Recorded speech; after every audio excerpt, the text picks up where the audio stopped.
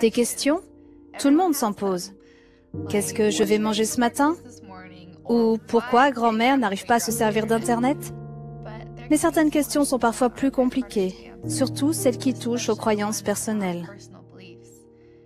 Je m'appelle Lorraine et j'ai appris qu'il peut être utile de nous pencher sur ce type de questions avec une perspective éternelle.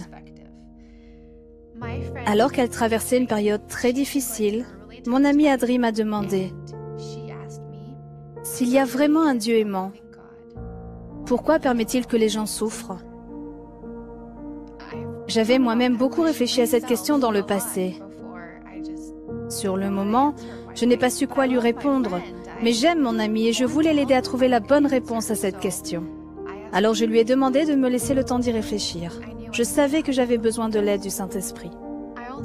Je savais aussi qu'il fallait que je prenne en considération les suppositions et les croyances qu'elle pouvait avoir sur Dieu et qui l'avaient amenée à se poser cette question de cette manière. La souffrance est une chose mauvaise qui ne devrait pas exister. Ou que Dieu devrait mettre fin à toutes les souffrances. Ou que Dieu ne se soucie pas de nous. Ou encore que Dieu n'existe tout simplement pas. Il était important que je prenne ces idées en compte car cela m'a permis de voir les choses du point de vue d'Adri.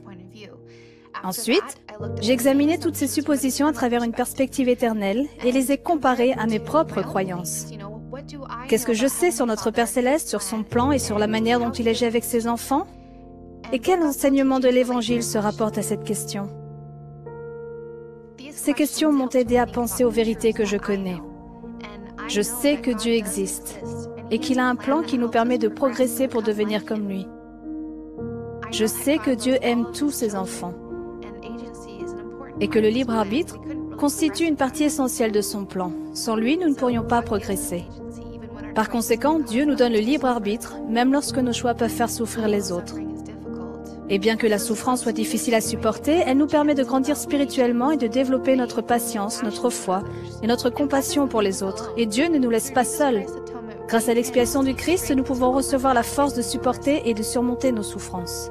Quand j'ai pris du recul pour examiner la question d'Adri avec une perspective éternelle, j'ai pu la reformuler et la voir différemment. Je comprends mieux pourquoi notre Père Céleste accepte que ses enfants souffrent.